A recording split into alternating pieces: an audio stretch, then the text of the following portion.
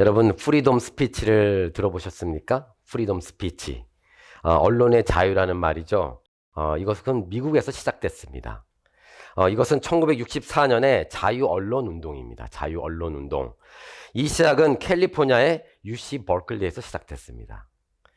버클리는 많은 사건이 있는 곳입니다. 문화적으로 또 비엔남 워 프로테스트도 있었고 블랙 팬더 파리도 있었고 히피 문화가 시작된 곳입니다.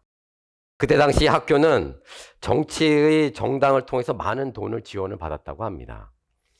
그러니 서로 학생들이 민주당이냐 공화당이냐 이렇게 나눠졌다고 합니다. 그런데 캐터린 타울 학장이 이제부터는 정치적인 모임, 옹호, 기금 모금은 전면 금지하겠다고 발표를 합니다. 그 뒤에 이제 정치적인 압박이 시작됩니다. 그 뒤에 한 학생이 캠퍼스의 경찰에게 신분증을 보여달라고 했는데, 경찰이 보여달라고 했는데 그것을 거부함으로 체포가 됩니다. 그를 태워가는 경찰차에 이제 학생 3,000명이 포위하게 되는 사건이 일어납니다. 32시간 동안 대치하는 사건이 일어나는데, 그때 학생들은 경찰차에서 시민의 자유와 권리를 주장하기 시작합니다. 그것이 발단이 되어 언론과 정치적 옹호의 권위를 위해 싸웠던 학생 시위 운동으로 번지게 됩니다. 이것이 전국적으로 퍼져서 시민의 권리 운동이 됩니다. 이것이 프리덤 스피치, 언론의 자유 운동입니다. 그래서 미국은 개인적인 주장이 보호를 받습니다. 자유는 우리에게 반드시 필요합니다. 자유가 없는 곳에서는 우리는 살 수가 없습니다. 자유가 없다면 그곳에는 억압 속에서 어떤 불안함과 또 경계와 의심으로 살아갈 것입니다. 어떻게 보면 자유가 없게 되면 평화도 없습니다. 무엇보다 자유가 없다면 우리의 진실성도 없습니다. 에덴 동산에 선악과가 있죠. 많은 분들이 묻습니다. 선악과를 왜 둔 거야? 라는 말을 많이 하는데, 단편적으로 우리의 자유를 존중하는 하나님의 뜻입니다. 그것으로 인해 더욱 진실한 관계성을 원하는 하나님의 구원의 역사입니다. 자유가 없다면 진실함이 없는 것입니다. 그 자유가 결국 악한 것을 선택함으로 자신이 하나님이 되어서 살기를 원하는 인간의 죄성을 만들게 됩니다. 자유가 없다면 하나님과의 친밀한 관계, 진실한 사랑의 관계도 없습니다. 그러므로 진정한 자유는 아무 제약도 없는 상태가 아니라 기본적인 매임이 있어야 합니다. 올바른 기준과 가치 안에서 비로소 우리는 자유를 누릴 수 있다는 것입니다. 아무 규정, 아무 질서 없이 누리는 자유는 결코 자유가 아닙니다. 그것은 결국 방종 또는 혼돈으로 흘러가게 됩니다. 우리가 원하는 자유는 그런 자유는 아닙니다. 우리는 시스템적입니다. 아주 사회적입니다. 어떤 규칙과 법칙에서 살아가야 합니다. 우리는 그런 것을 굳이 만들지 않아도 자연스럽게 만들게 됩니다. 예를 들면은 여러분들이 친구들과 어떤 모임을 할 때 우리 저기 가서 몇 시에 만나자라고 정하면 그 시간에 그곳에 모입니다. 그 시간을 정해 놓는 것입니다. 그래서 그 시간을 제한하는 것입니다. 그것을 정하게 되면 다른 시간을 자유롭게 다른 계획을 하게 됩니다. 그곳에는 다시 자유가 생깁니다. 오늘 본문에서 저에게 계속적으로 다가온 단어가 있습니다. 그것은 나의 매임입니다. 나의 매임. 사도 바울은 자신의 매임을 담대하게 자랑하고 있습니다. 그 매임을 기뻐하며 그 매임으로 하나님의 복음이 전파되었다고 말하고 있습니다. 그 매임이 무엇일까요? 그 매임을 통해서 우리에게 주는 하나님의 말씀을 알아야 합니다. 그것을 알아야 우리도 동일한 축복을 받게 됩니다. 그래서 오늘은 나의 매임은 무엇인가 라는 주제로 그리스도인으로서 어떤 매임이 있어야 하고 또 그 매임이 어떤 유익이 되는지에 대해서 말씀을 증거하겠습니다. 자, 본문 12절하고 13절에 이렇게 쓰였습니다. 형제들아, 내가 당한 일이 도리어 복음 전파에 진전이 된 줄을 너희가 알기를 원하노라.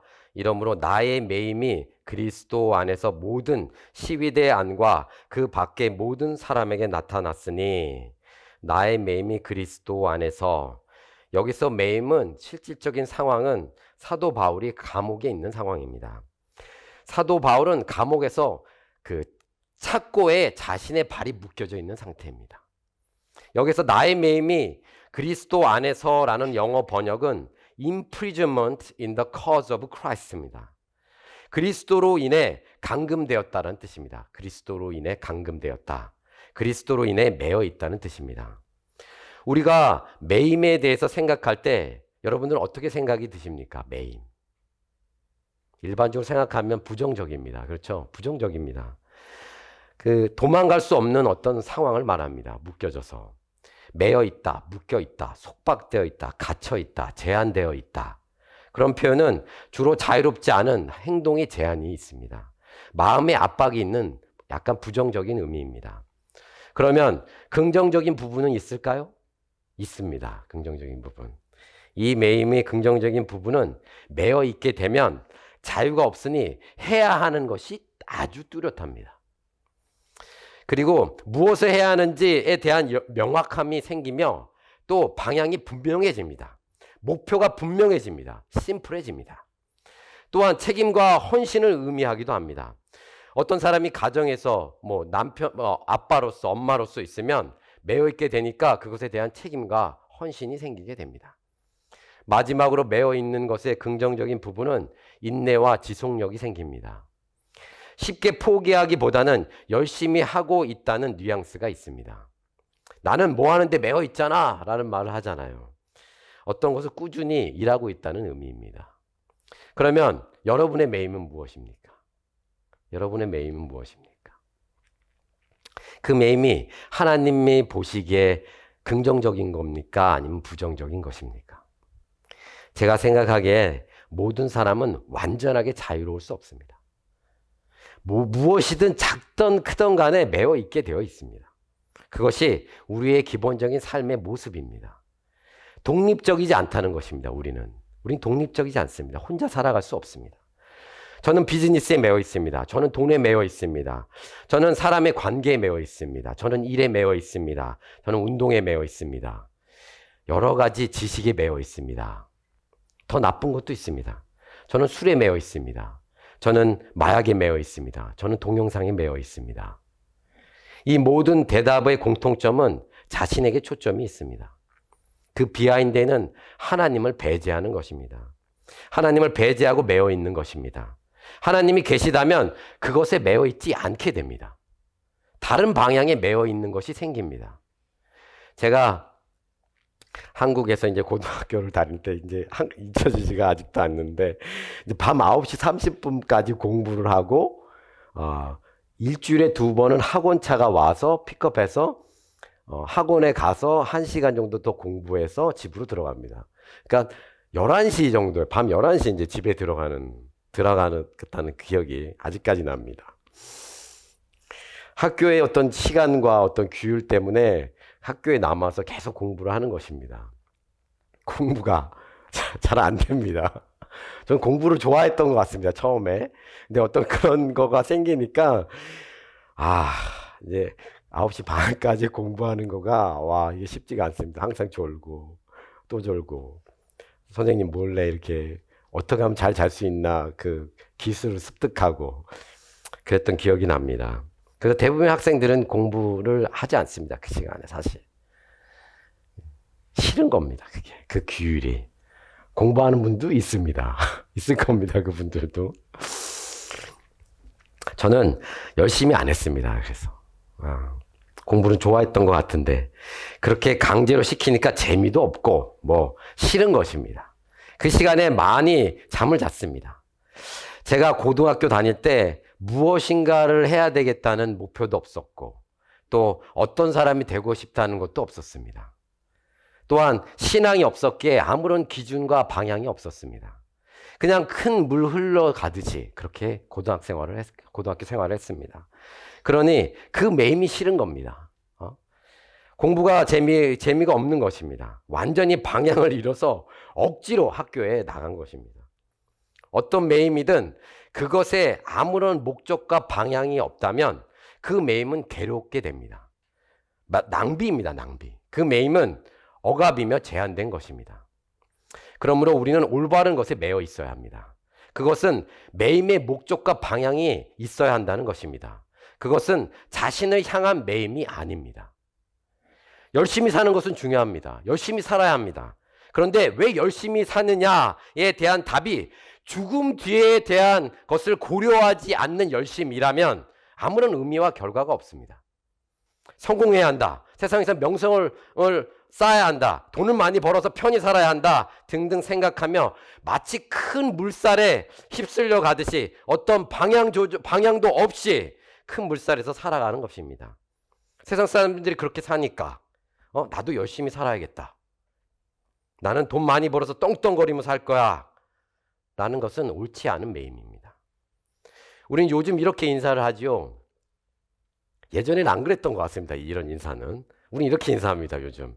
바쁘셨죠? 항상 바쁘셨죠? 인사합니다. 많이 바쁘셨죠? 저번 주에.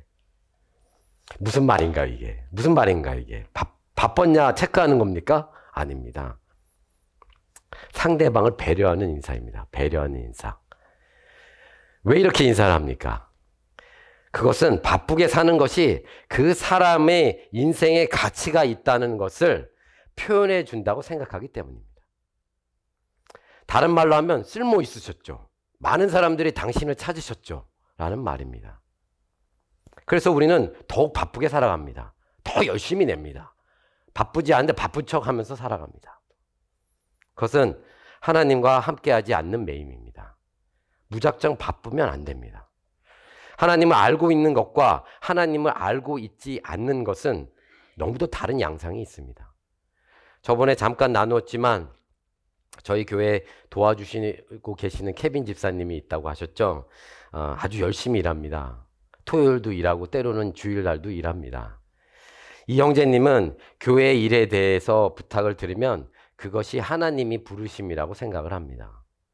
주님께서 케빈, 내가 너에게 이렇게까지 했으니까 이제는 너가 해야 해 라고 들린다고 합니다.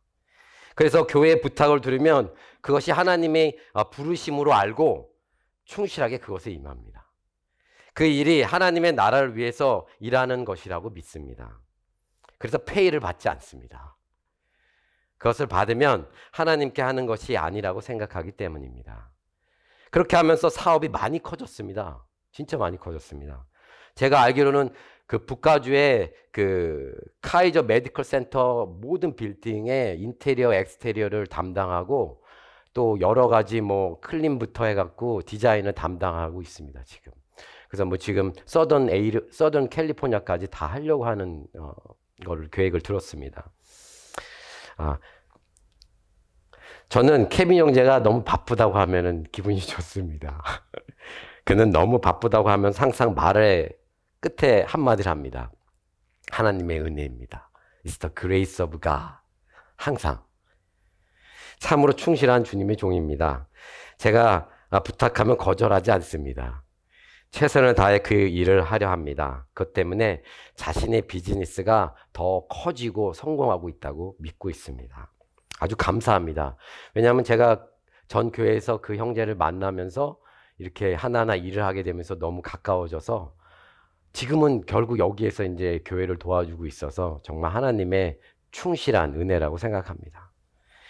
오늘 본문에서 사도 바울의 매임은 그리스도로 인해 매여 있는 것입니다. 오늘 본문을 읽어보면 그리스도에게 매이게 되면 세 가지 현상이 일어납니다. 세 가지 현상. 첫 번째가 뭐냐면 그리스도의 매임은 보여집니다. 매임이 나타납니다. 그리고 두 번째는 기쁨으로 그리스도를 나타내게 됩니다. 전파하게 됩니다. 그리고 세 번째는 그리스도의 매임은 구원에 이르는 확신함을 갖게 합니다. 짧게 하면 그리스도의 매임은 보여진다. 그리스도를 전파한다. 그리고 구원에 대한 확신이 생긴다. 그러면 반대로 세상의 매임은 어떤 것일까요? 세상의 매임은 숨겨져 있습니다. 확 드러나지 않습니다. 그 매임이 있다는 것을 자랑하지 않습니다. 그 매임은 기쁨과 평화가 없으며 자신에게 초점이 있습니다. 그 매임은 미래의 불투명한 결과를 가지고 있습니다. 계속적으로 하는 거야. 열심히 해야 돼. 라고 막연한 기대만 합니다. 왜냐하면 그것이 세상에 국한된 것이기 때문입니다. 그것이 영원함을 바라볼 수 없기 때문입니다. 그래서 이 세상을 사는 동안 누려야 하는 거야 라는 결론을 내립니다. 그런데 그리스도의 매임은 세상에 보여지며 또 기쁨으로 그리스도를 전하게 됩니다. 결국 구원에 대한 확신을 가지게 됩니다. 오늘 본문에서 사도 바울은 그리스도의 매임을 자랑하고 있습니다. 감옥에 있는 것이 더 이상의 억압이 아니라고 합니다. 진정한 자유를 누리고 있다고 합니다. 그 매임이 감옥에 있는 어두운 삶 같은데, 또 미래의 기대는 하나도 없는 것 같은데, 자유가 아니라 억압과 속박과 또 고통 속에 있는 거 암울한 삶 같은데, 사도 바울은 그렇지 않다고 말합니다. 그래서 우리는 그리스도의 매임이 어떤 유익이 있는지 알아야 합니다. 그것이 첫 번째 유익은 겁없이 그리스도를 전파함으로 기쁨이 있게 됩니다. 그것이 첫 번째입니다. 본문 18절에 이렇게 쓰였습니다. 그러면 무엇이냐? 거칠애로 하나 참으로 하나 무슨 방도로 하든지 전파되는 것은 그리스도니 이로써 나는 기뻐하고 또한 기뻐하리라. 여기서 한국어 번역으로 두 개의 기쁨이 나오죠. 기뻐하고 또 기뻐하리라. 근데 원어는 더 기쁨이 강조되어 있습니다. 원어로는 내가 기쁘고 또한 확실하게 기뻐한다 라고 쓰였습니다. 확실하게. 원어는 또한 나는 기뻐하니 하고 또한 기뻐하리라 라는 구절이 나누어져 있습니다. 그래서 또한 기뻐하리라는 구절이 뒤에 19절과 연관이 됩니다. 무엇이 사도 바울을 기쁘게 했을까요? 아주 클리어합니다. 사도 바울이 기쁜 것은 그 매임으로 인해 그리스도가 전파되었기 때문입니다. 오늘 본문의 내용은 이렇습니다. 사도 바울이 로마 옥중에 있으면서 많은 시위대 사람들에게 예수 그리스도의 복음을 전합니다. 그리스도를 전합니다. 그런데 옥중에 있는데 바울의 복음의 능력이 확산됨으로 인해서 로마 감옥에 로마에 있는 기존에 있는 그리스도인에게 영향력이 주어지게 됩니다. 주게 됩니다. 감옥에 있는 한 그리스도인이 더욱 액티브하게 복음을 전하고 있는 것입니다. 그 소식과 확산을 듣고 그리스도인이 자극을 받습니다. 그리스도인이 자극을 받습니다. 그래서 복음 전파에 진전이 있게 됩니다. 사도 바울은 그리스도만 전파되게 되면 기쁘다고 합니다. 저번 시간에 말씀드렸지만 복음을 위한 일에 참여하는 것이 결국 우리가 하나님의 영광이 되고 찬송이 돼서 우리가 또한 하나님께 영광과 찬송을 드린다고 했습니다. 더욱 기쁘게 된다는 것입니다. 그리스도를 전파됨으로 기쁘게 되면 더욱 확실한 기쁨이 있게 됩니다. 그것이 두 번째입니다. 이것이 그리스도의 매임이 주는 유익입니다. 두 번째는 기쁨이 구원의 확신으로 인해 더욱 확실한 기쁨이 있게 된다라는 것입니다. 19절에 이렇게 쓰였죠. 이것이 너희의 간구와 예수 그리스도의 성령의 도우심으로 나를 구원에 이르게 할 줄 아는 고로. 더 확실하게 기쁨이 있게 된 것은 구원이 있기 때문입니다. 여러분도 더 확실한 기쁨을 누려야 합니다. 하나님이 주시는 구원의 기쁨을 확실하게 누려야 합니다. 제가 요즘 계속적으로 구원의 기쁨에 대해서 말씀을 나누고 있습니다. 구원이 있다면, 하나님의 나라가 있다면 우리는 정말로 기뻐해야 합니다. 할렐루야 하면서 살아가야 합니다. 낭망하지 마십시오. 좌절하지 마십시오. 어려워하지 마십시오. 다시 일어나서 다시 주님을 붙드십시오. 또한 주님께서 우리를 붙드십니다. 시편 3편에 보면 내가 누워 자고 깨었으니 여호와께서 나를 붙드심이로다. 우리는 쉽게 무너집니다. 우리는 강하지 않습니다. 우리는 아주 연약합니다. 언제 어디서나 무너질 수 있습니다. 작은 한마디의 말로도 무너질 수 있습니다. 그러나 그 하나님께서 그 강한 팔로 우리를 붙드시고 계십니다. 우리를 받쳐주고 유지하고 계십니다. 아멘. 그 하나님이 우리를 붙들고 계시다는 것입니다. 그러니 구원의 팔을 의지하고 할렐루야 하는 여러분들이 되기를 축원드립니다. 문제와 어려움으로 힘들어하고 낭망하지 말고 구원의 기쁨으로 주님을 붙들고 주님이 붙드심을 알고 하루하루 기뻐하시길 바랍니다. 아멘. 그리고 나서 그 그리스도의 매임은 담대함을 갖게 하고 삶의 목적이 생깁니다. 목적. 그 목적이 삶을 통해서 그리스도가 존귀하게 됩니다. 그것이 세 번째입니다. 그리스도의 매임이 주는 세 번째는 그리스도가 존귀하게 됨으로 진정한 자유를 누린다라는 것입니다. 진정한 자유. 본문 20절에 이렇게 쓰였죠. 나의 간절한 기대와 소망을 따라 아무 일에든지 부끄러워하지 아니하고 지금도 전과 같이 온전히 담대하여 살든지 죽든지 내 몸에서 그리스도가 존귀하게 되게 하려 하나니. 여기에서 존귀하다라는 헬라어는 위대하신 분을 더욱 크게 높인다는 것입니다. 드러낸다는 것입니다. 존귀하다는 것은 그분을 높이고 값지게 여긴다는 것입니다. 그분을 소중하게 여긴다는 것입니다. 우리는 예수님을 소중하게 여겨야 합니다. 왜요? 그분이 우리의 생명이기 때문입니다. 그러면 그리스도가 존귀하게 되기 위해서는 우리를 통해서 먼저 그리스도가 나타나야 합니다. 그러면 그리스도가 나타나기 위해서는 그리스도에게 매여 있어야 합니다. 그리스도에 매여 있기 위해서는 그리스도를 믿어야 합니다. 그것이 진정한 자유를 누릴 수 있는 방법입니다. 방법이 아주 이렇게 나와 있습니다. 그 자유는 죄의 종에서 자유입니다. 세상의 노예가 아닙니다. 하나님의 종입니다. 하나님의 백성입니다. 그것은 영원한 생명과 하나님의 나라의 천국 백성입니다. 그러므로 그리스도에게 매여 있지 않으면 그리스도를 나타낼 수가 없습니다. 다른 말로 하면 그리스도가 나타나기 위해서는 예수 그리스도의 십자가를 믿어야 합니다. 성경에서 매여 있다는 것은 종 또는 노예를 말합니다. 사도 바울은 믿는 자들이 죄의 종에서 의의 종으로 바뀌었다고 합니다. 다른 말로 하면 죄에 매여 있는 삶에서 그리스도에 매여 있는 삶으로 바뀐 것입니다. 매임은 마치 자유의 반대에 있는 것 같습니다. 그러나 올바른 자유는 매임이 필요하다는 것입니다. 매임이 필요하다. 매임이 없다면 자유에 대한 제한이 없는 더 심각한 무서운 자유를 갖게 됩니다. 그 자유는 죽음과 파괴가 됩니다. 자유를 생각할 때 아무도 내 삶에 관여하지 마. 내가 원하는 대로 살 거야. 라는 그 자유는 올바른 자유가 아닙니다. 그것은 자유가 아닙니다. 제가 좋아하는 그 C.S. 루이스가 자유에 대해서 이렇게 예를 듭니다. 여러분이 물고기가 물속에서만 살기 때문에 자유가 없다고 생각하여 물고기를 물에서 꺼내서 바깥에 두면 바로 죽습니다. 그것은 자유와 해방이 아니라 그냥 자유도 잃고 또 생명도 잃는 것입니다.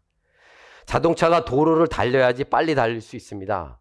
오프로드 자동차도 아닌데 산에 올라가서 달리고 있으면 바로 부서집니다.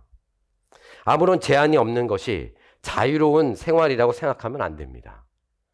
이 생각은 죄와 연관이 있습니다. 죄는 근본적으로 자신이 중심이 되어 사는 것입니다. 직접적이고 심플하게 말하면 하나님을 배제하는 삶입니다. 즉 자신이 하나님이 되어서 살아가는 그것이 자유라고 생각하는 것입니다. 그러면 죄를 짓는데 자유롭게 됩니다. 결국 죄의 종이 된다는 것입니다. 종이 된다는 것은 죄의 노예가 되는 것입니다. 죄를 계속 짓는 것입니다. 그것은 파괴이며 소멸입니다. 자신의 가치가 파괴되고 소멸되는 것입니다. 하나님이 없다고 하면서 자유를 누린다고 하지만 그 자유를 통해서 죄의 종이 되어서 진정한 자유를 누리지 못하는 것입니다. 언제나 억압과 두려움으로 살아가는 삶입니다. 착한 일을 많이 하는 것은 좋습니다. 그런데 하나님과 함께하지 않는 것은 죄입니다. 사회에 많은 기여를 하고 도움을 주는 것은 좋습니다. 그런데 하나님과 함께하지 않는 것은 죄입니다. 이것이 죄가 되는 것은 자신이 하나님이 되기 때문입니다. 하나님과 함께하지 않으면 우리는 하나님이 됩니다. 우리가 죄인이 되어서 죄를 짓는 것입니다. 의인은 없나니 하나도 없으며 깨닫는 자도 없고 하나님을 찾는 자도 없도다. 하나님을 찾지 않는 사람이 죄인입니다. 하나님을 찾지 않는 자가 죄인입니다. 아주 명확한 것입니다. 그러나 그 죄인이 하나님이 종이 되는 것이 영생을 갖게 된다고 합니다. 죄의 삭은 사망이요 하나님의 선물은 그리스도 예수 우리 주 안에 있는 영생이니라. 아멘.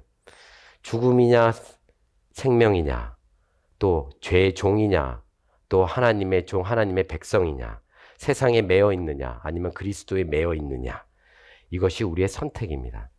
재미있는 것은 우리가 선택하지 않으면 우리가 하나님을 선택하지 않으면 우리는 무엇인가를 선택하게 되어 있습니다. 그것이 우리의 본성입니다. 우리가 하나님의 종이 되지 않으면 우리는 반드시 세상의 종이 됩니다. 그 중간은 없습니다.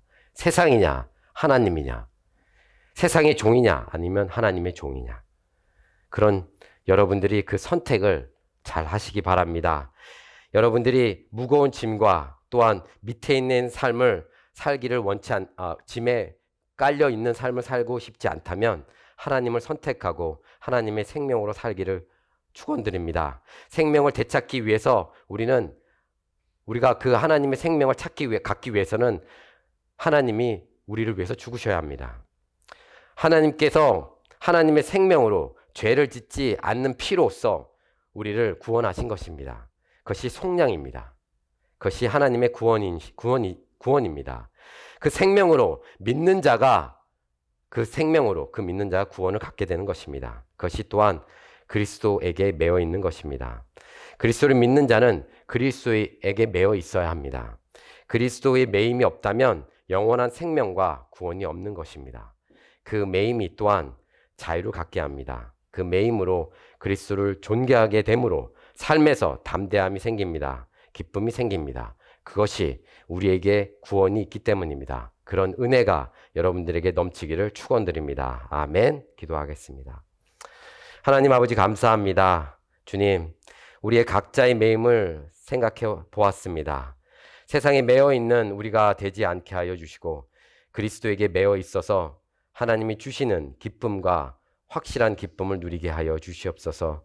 진정한 자유를 누리며 하나님을 찬양하는 삶으로 인도하여 주시옵소서.